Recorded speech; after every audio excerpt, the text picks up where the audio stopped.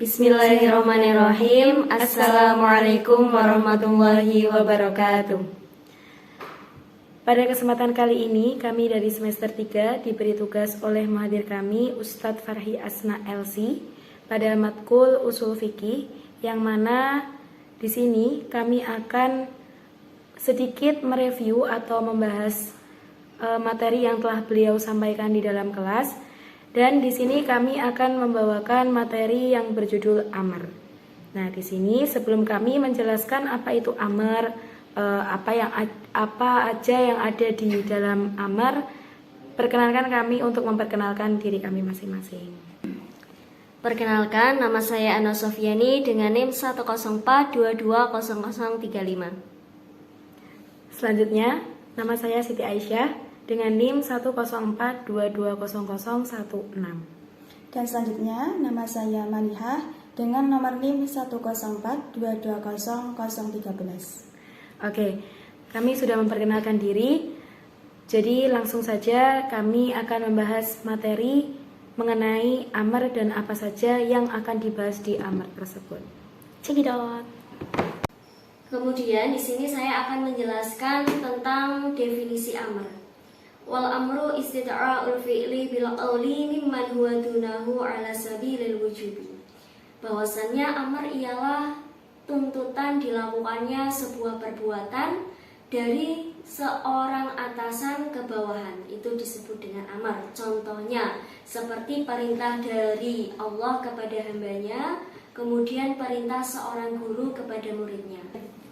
Kemudian di sini disebutkan bahwasannya fa in kana al istita'u minal musawi sumiya iltimasan au minal a'la sumiya soalan. Bahwasannya suatu permintaan yang ditujukan dari seorang bawahan kepada atasan itu disebut dengan soal atau permohonan. Nah, contohnya ialah seorang hamba berdoa kepada Tuhannya. Nah, itu disebut dengan soal atau permohonan. Kemudian jika permintaan tersebut itu ditujukan kepada orang yang sejajar kedudukannya, nah itu dinamakan dengan iltimas atau sebuah permintaan. Contohnya permintaan dari teman ke teman itu disebut dengan iltimas. Nah, mungkin itu definisi terkait al-amr atau perintah. Kemudian amar sendiri itu dia memiliki sihat. Nah, sihat yang paling sering digunakan adalah if'al, kerjakanlah. Amar ketika dia itu dimutlakan dan tidak memiliki qarinah, maka dia itu dihukumi wajib.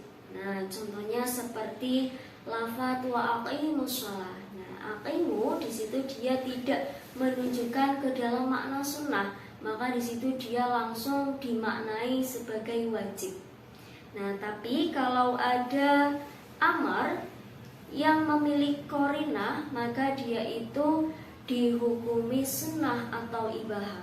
Contohnya yaitu wa idza halaltum fasqadu. Apabila kalian semua telah bertahalul, maka boleh kalian untuk berburu. Nah, yang termasuk pembahasan amar juga yaitu apakah perintah itu boleh dilakukan sekali atau berulang-ulang. Contohnya, seandainya ada orang mengatakan minumlah. Nah, dari kata minumlah tadi, perintah minumlah itu tadi, bolehkah dilakukan sekali saja atau berkali-kali? Nah, di sini ada khilaf ulama, ada dua ulama yang berbeda pendapat. Yang pertama datang dari qaul sahih mengatakan bahwa amar itu tidak mengharapkan adanya tikror, tidak menunjukkan tikror. Berarti cukup dilakukan sekali saja karena seseorang memerintahkan sesuatu itu bertujuan untuk tahsilul ma'mur bih, merealisasikan perbuatan yang diperintahkan. Karena menurut hukum asal yaitu al aslu bara'atu dimah mimma zada 'alaiha. Tuh menurut qaul sahih yaitu tidak adanya pengulangan dalam perintah. Kemudian pendapat yang kedua berasal dari maqabilus sahih yang mengatakan bahwa perintah itu ya harus tikror, harus diulang-ulang. Tuh, jadi kalau tadi ada perintah minumlah, ya berarti harus minum berkali-kali begitu. Nah, di sini musonif itu memberikan komentar bahwa khilafnya ulama tentang apakah amar itu tikrar atau tidak, itu tidak terlalu penting. Yang penting perintah itu tadi dilaksanakan ya sudah. Dan juga beliau mengatakan bahwa ketika yang dikatakan maqabilu sahih itu benar, bahwa amr itu juga menunjukkan tikrar, kecuali ada dalil yang menunjukkan tikrar. Kalau tidak ada dalil yang menunjukkan tikrar, ya udah berarti dilakukan sekali saja gitu. Terus contohnya yaitu perintah sholat 5 waktu dan puasa Ramadan gitu. Jadi pada intinya dari musannaf sendiri mengatakan bahwa amr itu kalau ada perintah untuk mengulang ya berarti diulang, kalau tidak ada perintah untuk mengulang ya berarti dilakukan satu kali saja. Pembahasan selanjutnya dari bab amar yaitu kita akan membahas apakah amar itu menetapkan al-fawr ataupun tidak. Yaitu musannaf di sini menjelaskan bahwasannya wala yaqtadil al-fawra li anna al-gharda minhu ijadul fi'li min ghairi ikhtisasin biz zamani awal duna zamani tsani. Yani beliau menjelaskan bahwasannya amr itu tidak menetapkan al-fawr atau harus dilaksanakan dengan segera. Karena apa? Karena perintah itu tujuannya yaitu merealisasikan suatu perbuatan tersebut. Dan perbuatan itu tidak terikat oleh zaman awal ataupun zaman yang kedua. Jadi perintah itu tidak menetapkan harus dikerjakan pada saat itu juga. Karena tujuannya amr itu hanya merealisasikan suatu perbuatan tanpa terikatnya perbuatan tersebut dengan waktu yang pertama ataupun waktu yang kedua. Nah, dari pembahasan ini muncul juga bahwasanya amr itu juga tidak menetapkan boleh ditunda atau at-tarahi boleh ditunda. Karena tadi tujuannya amar itu hanya melakukan suatu perbuatan tersebut. Dia hanya menunjukkan bahwasanya amar itu harus dikerjakan tanpa menetapkan dia harus dikerjakan dengan segera atau boleh ditunda. Nah, dari penjelasan ini ada ulama yang berpendapat bahwasanya amar itu menetapkan al-fawr atau harus dikerjakan dengan segera. Nah, itu pada pembahasan ini juga mencakup atau mengandung dari juga nanti akan menetapkan yang mana amr itu menetapkan at-takrar atau harus diulang-ulang gitu. Jadi tadi amr itu tidak menetapkan al-fawr dan juga tidak menetapkan at-tarahi, yang mana amr hanya menetapkan hanya untuk dilakukan saja tanpa terikatnya waktu. Kemudian pembahasan selanjutnya yaitu wal amru bil ijadil fi'li amrun bihi wa bi ma la yatimul fi'lu illa bihi kal amri bis shalah amrun bis su'at amrun bit taharatil muaddiyah ilaiha fa inna sholata la taswihu biduniha. Nah, jadi suatu perintah untuk merealisasikan suatu perkara itu berarti juga perintah atas perkara tersebut sekaligus penyempurna dari perkara tersebut. Maksudnya gimana? Jadi perkara atau perintah untuk merealisasikan suatu perbuatan itu sudah termasuk dari sudah perintah dari perbuatan tersebut, dan itu sekaligus perintah terhadap segala hal yang menyempurnakan perbuatan tersebut. Nah, ini contohnya yaitu pada perintah sholat, yang mana sholat itu diperintahkan untuk melaksanakan sholat sekaligus diwajibkan untuk melakukan toharoh atau bersuci. Ya, karena apa? Karena tanpa sholat, tanpa bersuci itu sholatnya tidak sah. Nah, ini dan wudhu atau toharoh itu adalah penyempurna dari sholat tersebut. Nah, maka dari itu penyempurnanya itu dihukumi wajib dilakukan. Nah, dari pembahasan ini hal-hal atau hal yang menyempurnakan perkara tersebut itu dihukumi wajib dengan adanya 2 syarat, yaitu yang pertama yaitu kewajiban itu bersifat mutlak. Nah, dalam hal ini dikecualikan pada pembahasan zakat. Karena apa? Zakat itu kewajibannya masih terikat dengan hal sesuatu, yaitu zakat itu wajib dikeluarkan ketika dia sudah mencapai 1 nisab. Ketika seseorang itu belum mencapai 1 nisab, maka dia belum berkewajiban zakat. Nah, kemudian syarat yang kedua yaitu perantara dari perkara tersebut itu harus masih dalam kemampuan manusia. Ketika sudah di luar kemampuan manusia, maka itu sudah tidak termasuk atau tidak bisa dihukumi wajib. Seperti halnya itu sudah dalam kekuasaan Allah, yang mana itu mustahil untuk dilakukan oleh manusia.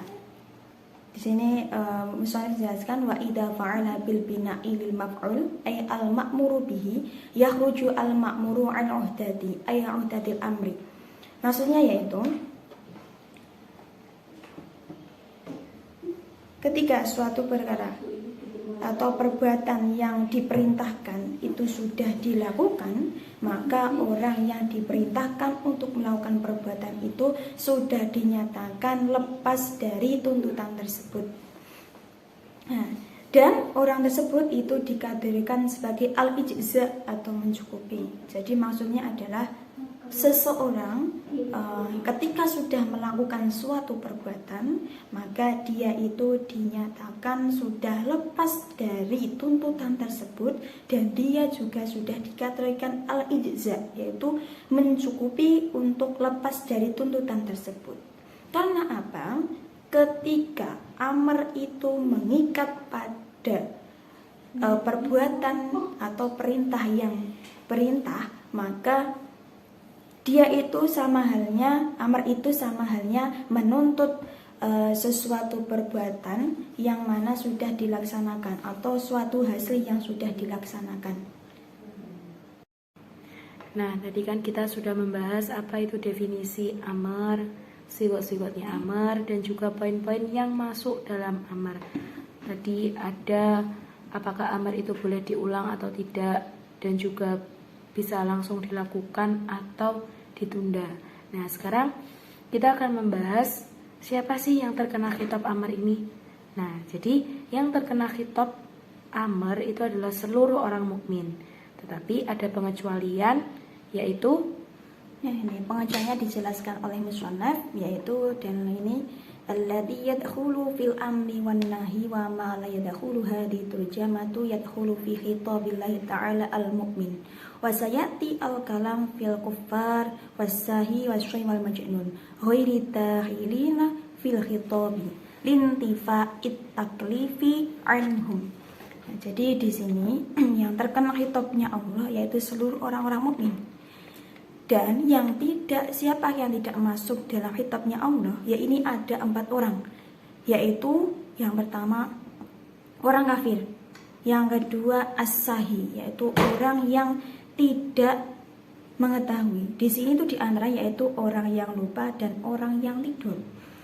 Kemudian yang satunya itu adalah anak kecil, as-sobi, anak kecil, walaupun dia itu sudah tamyiz, tapi dia belum terkena khitabnya Allah. Dan yang terakhir yaitu al-majnun atau orang gila. Nah, di sini orang-orang ini tidak terkena khitabnya Allah karena dengan alasan tidak ada taklif pada diri mereka. Kemudian tadi untuk as-sahi itu orang yang lupa, nanti diperintah untuk mengganti sesuatu yang ditinggalkan karena lupa tadi, yaitu menambali sesuatu yang ditinggalkan. Seperti halnya ketika dia itu lupa tidak mengerjakan sholat atau ketiduran tidak mengerjakan sholat, maka dia itu diperintahkan untuk mengganti hal tersebut dengan mengqadha sholat atau dengan mengqadha puasa, seperti itu. Lantas gimana dengan orang kafir? Jadi orang kafir itu tetap juga terkena khitab, tetapi apa yang telah ia laksanakan ketika dia melaksanakan contohnya sholat, itu sholatnya tidak sah karena dia tidak memenuhi syarat, yaitu harus Islam gitu. Ya, jadi orang-orang kafir yaitu terkena terhitopi menjalankan masa-masa syariat sekaligus hal-hal yang menjadi pengantar keabsahannya, yaitu Islam. Nah, jadi kenapa kok orang di sini ini dari penjelasan ini itu menjadi alasan kenapa kok orang kafir itu mendapatkan siksa, karena orang tersebut tidak menjalankan khitabnya Allah, yang mana dia itu tidak Islam dan kemudian dia tidak menjalankan syariat-syariat di dalam agama Islam. Oke, kemudian kalau suku pedalaman, gimana sih suku pedalaman itu ketika tidak mendapat dakwah Islam, mendapat dakwah Islam yang benar, gimana mereka? Apakah juga mereka terkena khitab? Jadi ketika suku pedalaman itu tidak terjamah oleh dakwah Islam yang benar, maka mereka itu terbebas dari khitab. Ya karena gimana? Mereka mau seperti melaksanakan sholat, tidak ada dakwah yang benar masuk dalam suku pedalaman tersebut. Jadi mereka terbebas dari khitab. Kemudian di sini ada penjelasan bahwasanya perintah melakukan sesuatu hal adalah merupakan larangan untuk melakukan sebaliknya.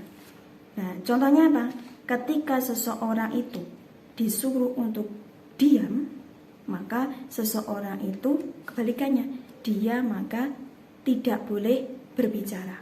Jadi intinya adalah perintah itu melakukan sesuatu hal, melakukan melarang, berarti itu juga sebalikannya. Ketika dia merupakan bentuk larangan, berarti ya kesebalikannya gitu. Nah, inilah sedikit penjelasan mengenai bab amar atau perintah. Jika ada salah atau kurang, silakan komen di kolom bawah ini.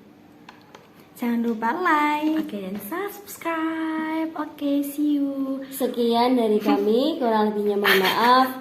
Wassalamualaikum warahmatullahi wabarakatuh. Bye.